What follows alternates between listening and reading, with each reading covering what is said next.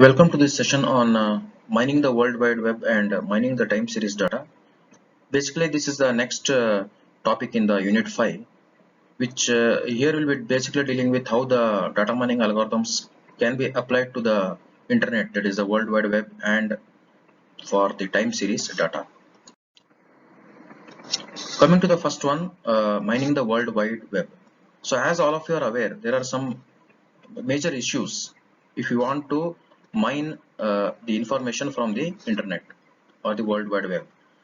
Correct. The one major problem is that the web is too huge because the internet is very huge, as a result of which effective data mining may not be possible.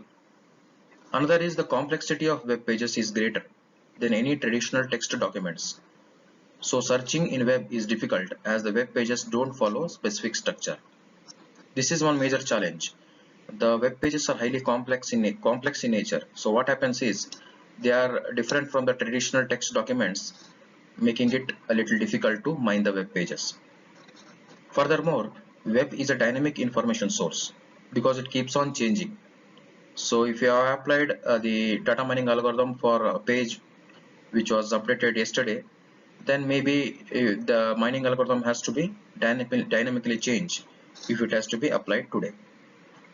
Another is web serves a broad diversity of user communities around the world, and the users have different backgrounds. Okay, because of this, the result that is given to the end user by the data mining algorithm may vary. Only small portion of information on web is truly relevant or useful. So how to find the high quality web pages on a specified topic? So as all of us are aware, the web contains huge amount of information. Out of that, only certain portion of information may be useful or may be relevant to us. In such a case, how to apply the data mining algorithms to extract useful knowledge? That is the major challenge. And finally, search engines like Google, Yahoo, AltaVista may not find documents not having the keyword. So a keyword based search engine may not be sufficient for web resource discovery.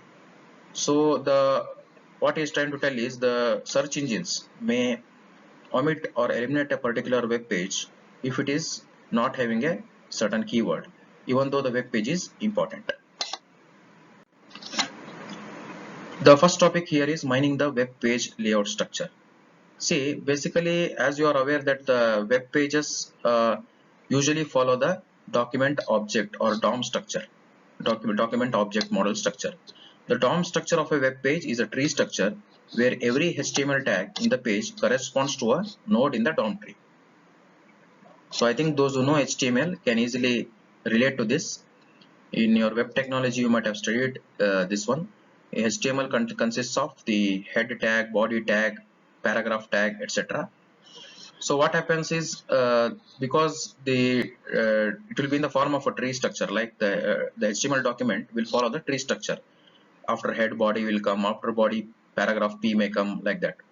So the DOM structure actually is nothing but a tree structure, and each tag in the HTML, like the body, head, will form a node in the tree. And this DOM structure can be used to encourage the extraction of useful information from the web page. But problem is that all web pages don't obey the W3C HTML specification, resulting in errors in the DOM tree structure. So there are some standard specifications given by the W3C specifications which the web pages have to follow. Unfortunately, it is not made mandatory when designing the web pages. This results in confusion in applying the data mining algorithms because all web pages may not be the same. So in such a case, an algorithm called as vision-based page segmentation, that is VIPC algorithm, is used to extract semantic structure of a web page. So this VIP, before applying the data mining algorithm, VIPS algorithm is applied, which will actually extract or derive the structure of the web page, semantic structure. How it will derive? See, it first extracts all suitable blocks from the HTML DOM tree and then finds the separators between the blocks. Separators denote horizontal vertical lines in a web page. So basically suitable blocks are derived or extracted from the DOM tree, right? And the separators which separate the blocks are also identified. Based on these separators, the semantic tree of a web page is constructed, consisting of a set of blocks. So because the blocks will be separated by separators, naturally a particular tree can be constructed easily by the algorithm which is consisting of the set of blocks. Noisy information like advertisements, decoration, navigation can be removed since these are placed in certain positions on a web page, because these may not be so useful for the mining algorithm. So these noisy information may be removed from the web page before mining. Then contents with different topics are distinguished as separate blocks.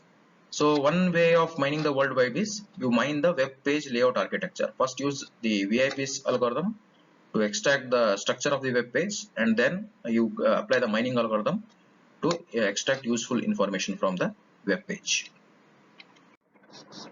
The next topic here is mining the multimedia data on the web. So basically, as all of you are aware, the multimedia data consists of audio, video, images, pictures and graph.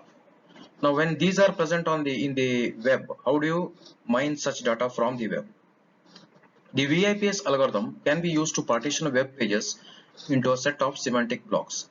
As we saw in the previous slide, this algorithm is a special algorithm which is able to partition or separate the web pages based on the block based on the separators present between the blocks, correct? And once these blocks are identified, the block containing multimedia can be regarded as a whole block.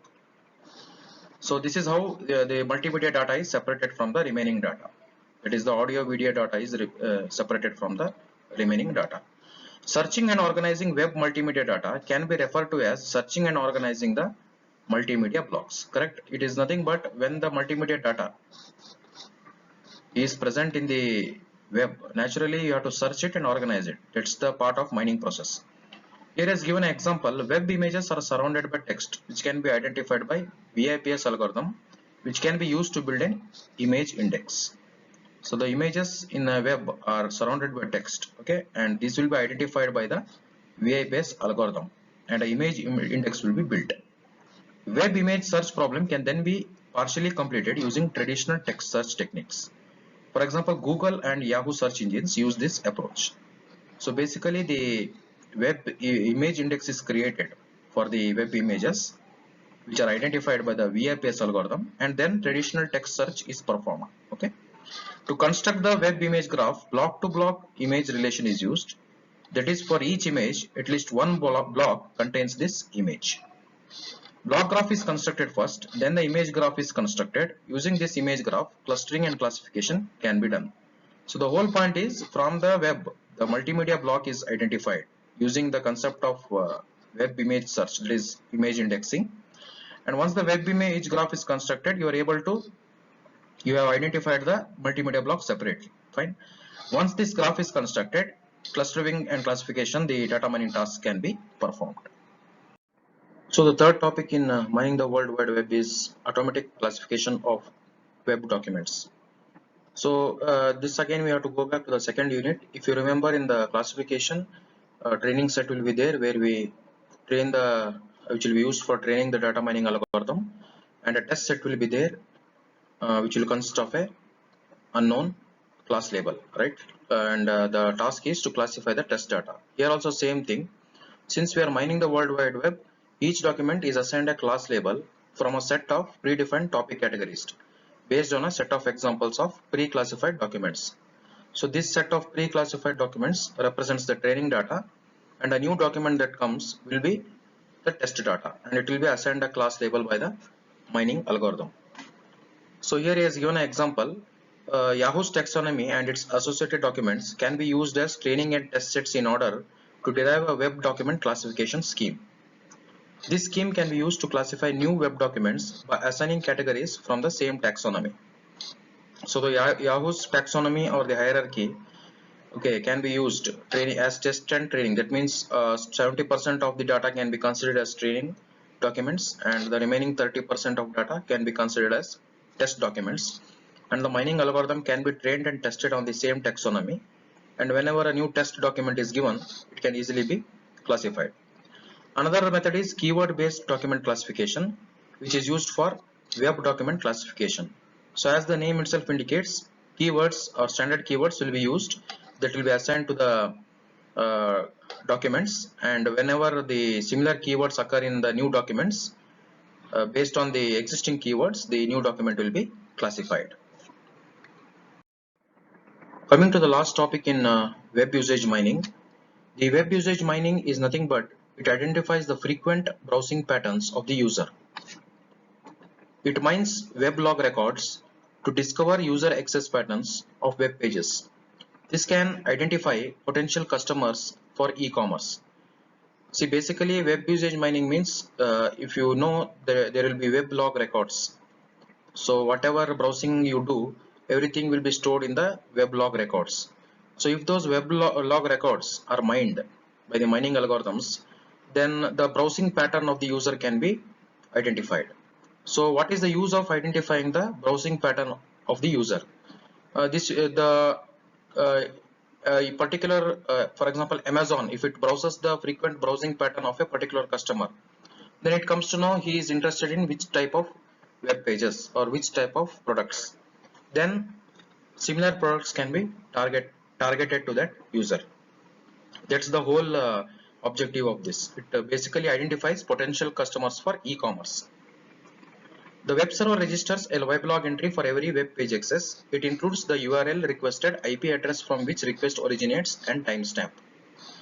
So basically, whenever a particular web access is there, the web server will register a weblog entry. So naturally, this log entry will be consisting of the URL, the IP, etc. This weblog data has to be cleaned. Pre-processing has to be done before mining the before applying the mining algorithm. Data mining on weblog records can be done to find association patterns, sequential patterns, and trends of web accessing.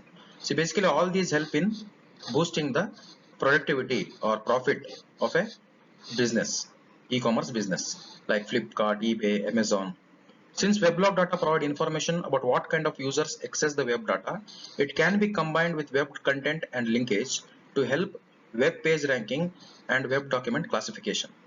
That's what, if it is able to understand how the user is going to access the web page. Naturally, the ranking of the web pages will also be done, and classification of web documents can also be done by mining the web log. And one more important point here is to improve the searches, user interactions can be analyzed. For example, if Java typed by user, which returns documents on Java programming languages and Java Island. If user clicks on Java programming language, then next time when user types Java, only pages related to Java programming language are displayed. So quality of search is improved since the search is contextualized and personalized. See, this usually happens whenever we type Java in a Google search engine, depending upon the user interest actually, which is very difficult to grasp. If the first time when the Java is typed in the search engine, the result will the Google or search engine will return two types of results: Java programming language result and Java Island result. Now, if the user has clicked frequently Java programming language, then next time when he types Java in the search engine, then it might return more pages related to Java programming language. So this is called context-based searching. Based upon the user interest, the web pages are displayed. All this is possible by mining the web log records. So basically coming to the next topic, that is mining time series data. If you remember in the fifth unit, we are studying about spatial data mining, multimedia data mining. Then just now we studied about mining the World Wide Web. Similarly, you have another type of mining that is called mining time series data. Before this, you should know what is time series data. So that definition is given here. Time series database consists of sequence of values or events obtained over repeated measurements of time. So basically these are data that is collected over time with respect to time. It can be a calendar of events or in terms of seconds, in terms of days, months, seasons. So data that is collected over a period of time with respect to time, they come under this time series database. Mining such a database involves little different type of algorithms. So that is what is studied here. Values are measured at equal time intervals. Example, hourly, daily, weekly. So here he has given an example. Time series database is used in stock market analysis, sales forecasting, budget analysis, yield projection, medical treatments, etc. So what is stock market analysis? So most of you know about this. The stock market prices will vary every minute or every even second. So if you are trying to plot a price of a stock over a period of time, then it comes under the time series data, because it is varying with respect to time. Similarly, if you take sales, sales of today might be different from sales of tomorrow or sales of yesterday. So again, the sales of a company is varying with respect to time. Budget analysis, if you take of an entire country, the budget may vary daily. The consumption of the budget that is granted may vary with respect to time. This yield projection can come in agriculture also, in which the particular crop yield will vary with respect to different months or different seasons of the year, correct? And in summer the yield might be less of the crop, and in rainy season the yield of the crop may be more. And medical treatments, some treatments may be dependent on time, in which the treatments will be more beneficial in certain periods of time rather than in the uh, cold seasons. So basically all these types of data that are present here, they come under the time series database, because this data is collected with respect to time, which can be days, months, seasons, year. So time series database is a sequence database which consists of sequence of ordered events with or without notions of time. So without time also it can be considered, but it should be in a sequence. Example is C, web page traversal sequence. So web page traversal sequence doesn't what do you call because is collected over time. Maybe if, for example, a user might visit first home page, then next time he might visit second home page, second page, third web page, like that. In such a case, what happens is the web page traversal sequence can also be considered as a time series database. A customer shopping sequence with respect to time also it can be considered, or in the first transaction what he has items he has purchased, in second transaction what items he has purchased. Those things can also be considered as time series database. Finally, the analysis of time series data can be done using trend analysis. So this concept is there in mining the time series data, that is discussed next. So what is this trend analysis? So if you see this equation, y is equal to ft. See, y is equal to ft represents a time series. So here if you see, the y represents the predicted value and f represents a function with respect to time, which is varying with respect to time. So here he has given a specific example. If you see this graph is showing the daily closing price of a share in a stock market. So this share price is varying with respect to time, and y is nothing but the representing this price that will be predicted, and this time t is the input for this particular equation. It can be viewed as a function of time t, correct? So this trend can be this price of the particular stock might be high at this point of time, but it might plummet down at this point of time. So this is called as trend analysis, predicting the trend. So the goals of time series analysis is modeling time series to gain insight into the mechanisms that generate the time series and to predict the future values of time series variables. So this is a very important application. Those who want to do final year project, they can do time series forecasting, in which there is a separate set of algorithms that can be applied to this time series data, and that is called as time series forecasting algorithms. So one of the algorithms is just highlighted here, that is called as regression, and that I'll come to this in just a moment. Before that, these are some points you should remember. Trend or long-term movements indicates general direction in which a time series graph is moving over a long interval of time. Everything is with respect to time, but if it is moving or it is changing over a long period of time, then that is called as long-term movement. Cyclic movements can also occur. That means particular oscillations can occur over long term, and these are called as cyclic movements or cycle variations. So the cycles need not follow exact similar patterns after equal intervals of time. So hard to predict such type of oscillations. Then seasonal movements may occur. For example, in a particular season, the water consumption is more, right? So in this case, the water consumption prediction comes under this seasonal movement. Similarly, irregular or random movements. So characterize the sporadic motion of time series due to random or chance events like labor disputes or floods or personal changes within companies. So these are again time series data, but here due to some unforeseen events, the complete prediction changes because of some unforeseen events like floods, droughts, etc. You have to consider those events for predicting the time series. So finally, see, this is a very important one, regression analysis. Actually, this you will study more detail in the machine learning subject. But here, if you see this equation, y is equal to alpha xn plus alpha x2 plus alpha xn. This is called as multiple linear regression model. X1, x2 up to xn are called as the input attributes using which this y will be predicted. It is called as multiple linear regression because it is involving multiple variables. Okay, alpha is the coefficient that has to be determined.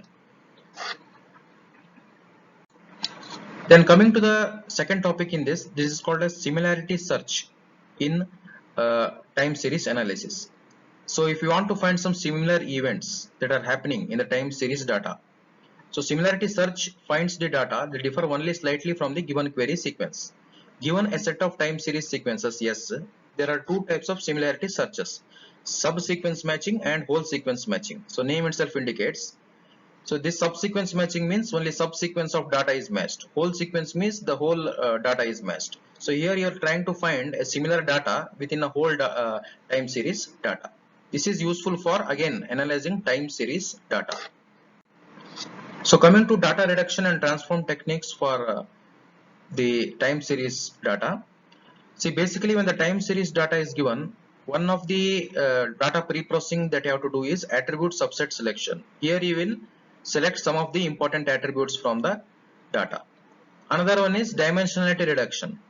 So here you can use some mathematical techniques like discrete Fourier transforms, discrete wavelet transforms, singular value decomposition based on principal component analysis, and random projection based techniques. So this PCA you will be studying in the machine learning subject.